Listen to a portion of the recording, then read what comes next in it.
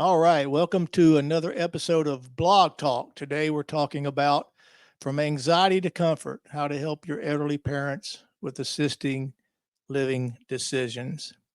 Let's start out with a little bit of humor here, and we all wished it was this easy, and this is how we like for our clients to respond.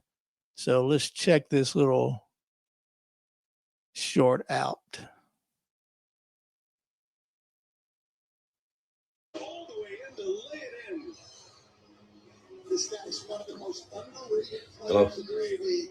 To be a first team defense guy, and maybe Boston. Man, are you serious? Oh, I'm excited. I'm pumped. I can't wait, Coach. I can't wait.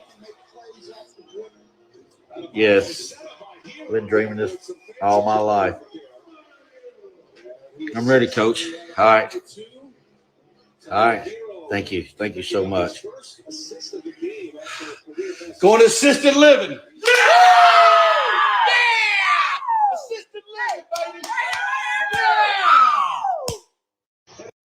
All right. Enough of that. Don't we wish it was that embraced and that easy? And actually, it can be. It's not all doom and gloom, but unfortunately, when we're dealing with life and the realities of life, it's a very difficult thing to work through. So, with that said, let me get this other screen up.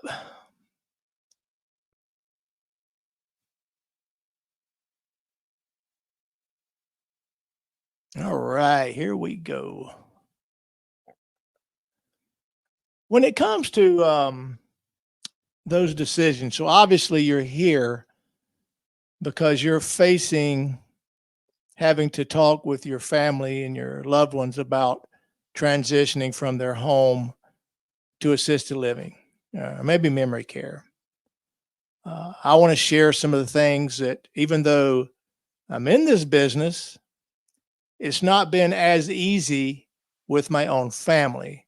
So understand that everything that I'm sharing with you is not only coming from what we do professionally and for the experiences we have had with families we've helped, but also from a client side, meaning how I would be if I had a assisted living placement agency like CareQuest to come in. So obviously, as you're navigating this through your with your family, there is a lot of anxiety and uncertainty that takes place. So I think what you have to do, and what I've had to do, and what my family's had to do, is to try to understand it from your loved one's point of view. Because when you're thrown into the aspects of caring for your loved ones, not only is your own life happening, raising your own family, paying the bills, if you're working your job, if you're running a business, building the business, just life in itself. That even though you're aware that it would be the best thing if your family's in a position to be able to afford even deciding to go into assisted living or memory care versus in-home care or versus aging in place, is to try to step back and think about what your loved one's going through. My mom and dad, they're 92, 93. They lived in the house that they're in pretty much my entire life. I'll be 60 in June. Lord help me.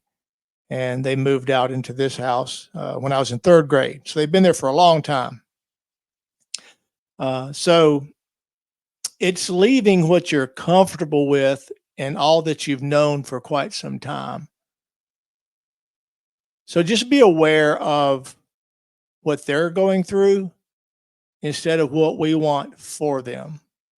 Even though what we want for them is the best, it's easy to get aggravated when the resistance happens. But that's just the starters, is try to look at it from their perspective. Then when it comes into preparing them to have them transition from their thoughts to their feelings to getting it to go into their heart, of understanding this would be the best thing for them, is I highly recommend that you just sit down with your entire family and talk about it, because everybody's going to have their own opinions, their own fears, their own concerns, all those things. And everybody's entitled to those feelings. It's easy to get so overwhelmed with your own situation and your own views of it that some of that gets lost in the mix. So just take a deep breath and have your entire family come together just to start talking about it, not in an authoritative way, but just, hey, let's just talk about this. Let's look at what we're facing as a family and weigh out the pros and cons, and together work through this and try to keep strong opinions to the side. And that is a challenge. I'm the first to say it's a challenge, and I'll share a little bit more towards the closing of the experience that me and my family has dealt with my family and my parents. Then it's deciding to choose the right assisted living community. In essence, finding their home away from home, to be able to even look at it as a home and not a prison or not a punishment, but a new chapter in their life, that this is a chance for a new beginning, that it doesn't have to be looked at and viewed upon as some big negative thing. So it's a matter of discussing, hey, what are their likes? What are their desires? What are their interest levels?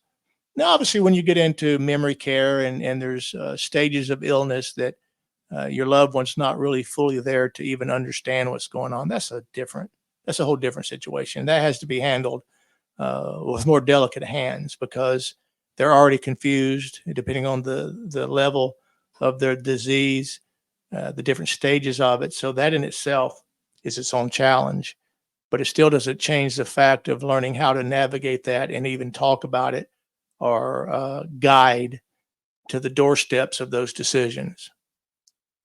So as far as choosing the right assisted living community, make your phone calls, look around, do some research, have some links down in here, look at the reviews, look at the state reviews. So here's a couple of links for you to go. This is in Georgia, obviously, but each state has access to go over and read state reviews. So just do your due diligence and research into that. Creating a supportive environment for when they do go, because when you go and tour these communities, a lot of them have very small rooms. Even the double rooms can be small. Some have larger rooms available, some don't, but still, the objective of assisted living community is that the room is not supposed to be the house. So I think it's important to understand that when you're visiting, try to ask for a room that's already decorated, that has furniture in it, because it does help tremendously. Because when you walk in there to just a empty room, it actually looks smaller than it is sometimes. Because when you have furniture, see how it's laid out and see the options there, it helps open up your mind to where, hey, this is not as small as it seems. But the point being is the entire community is the home now. The room is just a place you sleep and rest and watch TV by yourself or whatever. So try to carry the realization that the community is now the home, so they understand this is a small room, but just keep in mind, like you had the place you sat in at home, that was a small area that you sat in, and then you had the house. Your house is now this entire community. Then of course there's the amenities, there's the things, the hobbies, the meals being prepared, etc. So take that at heart. That's a very important observation I want to share. Managing the transition, the challenges. It's natural. There's going to be resistance. There's going to be homesickness. There's going to be, I hate this. What have you done to me? Have you abandoned me? Some situations that happens, but be patient. Offer a listening ear. And with time and support from the community and the staff and the other residents, that does subside, and it does end up being embraced, and a new life happens and a better quality of life happens. So just try to carry that mindset along the way, that you're going to feel bad depending on the situation. Some loved ones will embrace it and love it and almost be begging you to hurry up and find the place. But the majority of the time, that's not the case. And there has to be these psychological and emotional hurdles to go through. Maintaining communication and involvement, stay connected every step of the way. As they settle into their new home and assisted living, keep the lines of communication open. Like here at CareQuest Solutions, we make it a point of visiting our clients after placement. Drop by, visit, say hey, see how it's going, encourage them. It makes a huge difference. So do that as well as a family member. Sometimes, your schedules maybe get too busy. I know maybe they're not able to find a place close by. Maybe you live out of state. Those are huge challenges. But every chance you get, make the phone calls, drop by, spend time, go have breakfast, lunch, or dinner with them, and enjoy the visit. Because sometimes going from being the caregiver, you forget to just visit because you feel like you always have to be running errands, doing this, medications, paying the bills, cutting the grass, all those things that have to happen when they're trying to stay at home. In conclusion, this is about a journey of love and support. So as you're embarking on this journey, if you're living it right now, or it's something that's going to be coming up, it's not easy. It just really isn't. So the more you prepare, the more you get your head right and your head in it, open up communications with your family, that's going to help tremendously. So to wrap this up with a personal story that I have faced with my own family, even though I've been in this business, trying to get my mom and dad placed has been a challenge, and here's why. Mom's 92, dad's 93. Dad's doing pretty good.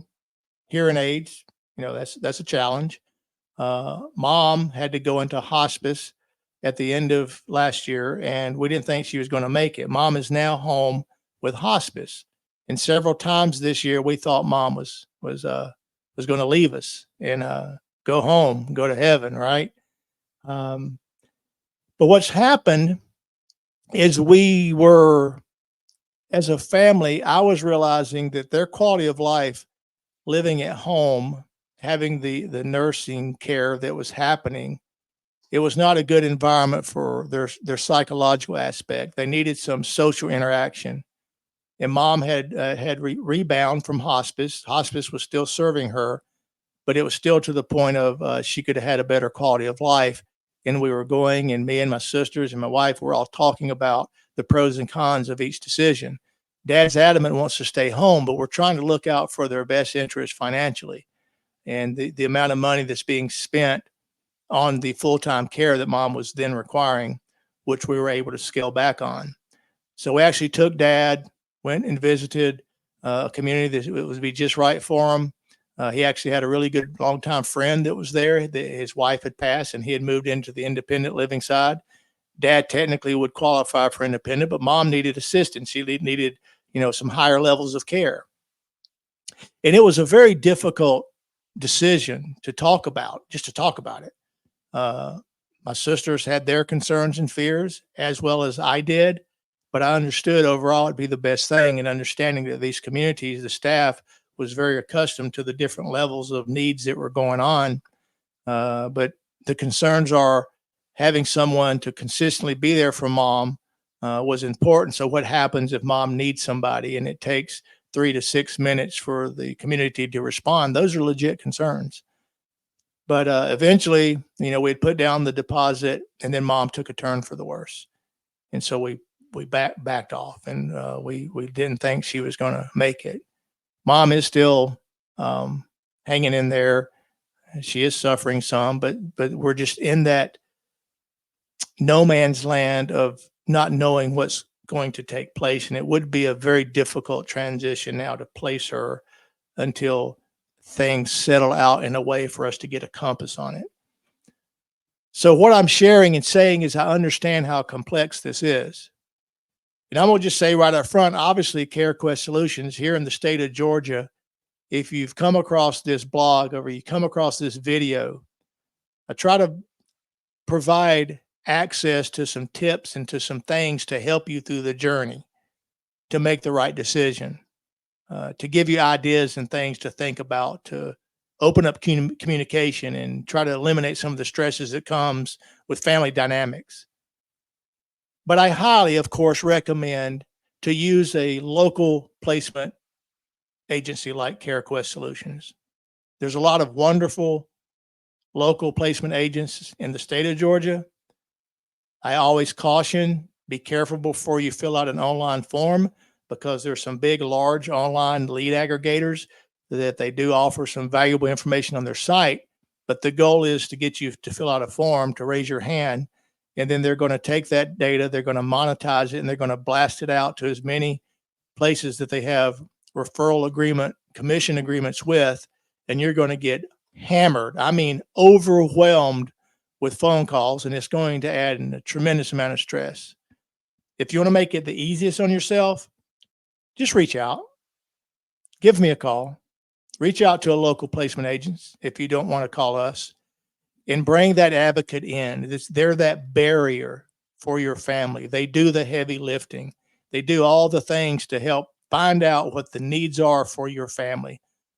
What's pressing? What are the concerns? What are the issues? What's the level of care that's needed? What's the budget?